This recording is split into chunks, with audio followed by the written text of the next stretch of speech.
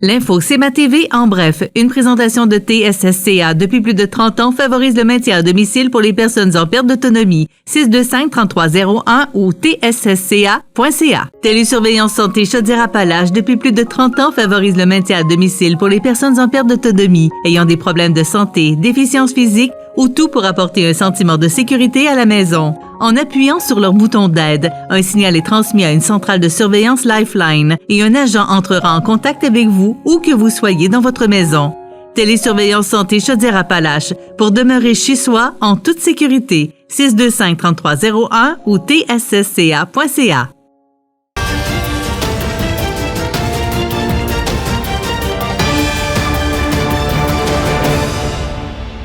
Bonjour, ici Marie-Ève Lamonde et voici l'info CMA TV en bref.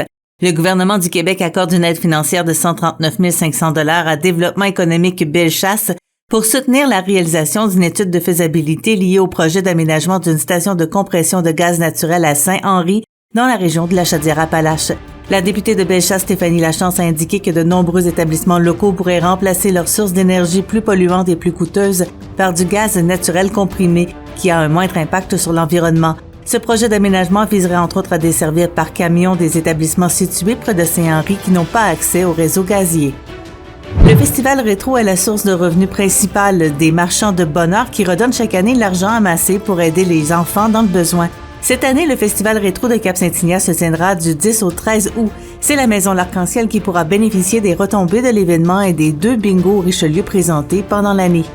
Dans nos studios jeudi dernier, Harold Bouffard, président du Festival Rétro et des marchands de bonheur, en faisait l'annonce. Alors, demain, on annonce officiellement, demain, il y aura un don de 500 $ qui sera remis à la Maison L'Arc-en-Ciel pour toute la literie pour loger leurs 12 chambres. Ça sera 3 lits d'hôpitaux flambant neufs faits par Humano Médical, plus un lit pédiatrique pour enfants. Le tout d'une valeur de 10-15 000 $. Rapprocher les jeunes du monde bioalimentaire, voilà ce que le projet Ados locaux 100% bioalimentaire a su réaliser.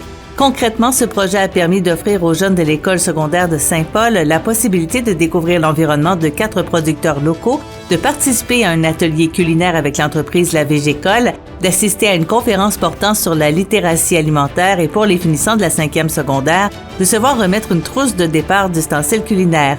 Au total, c'est plus de 150 jeunes qui ont été rejoints par les activités proposées tout au long de l'année scolaire. Puis au sport, c'était soirée de match pour la Ligue Deck Hockey Car Expert de Montmagny hier soir. Plusieurs points ont été comptés par les différentes équipes pour la première partie de la soirée. Le Plancher Mercier l'ont emporté par 8-1 sur Coop Montmagny.